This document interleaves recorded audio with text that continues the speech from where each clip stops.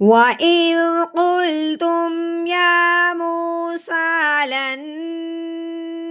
نصبر على طعام واحد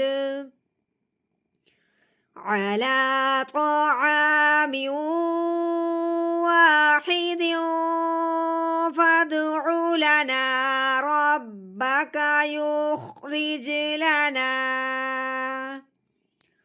يخرج لنا مما تنبت الأرض من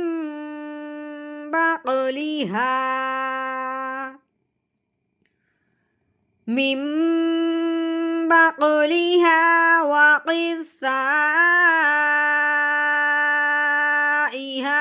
وفومها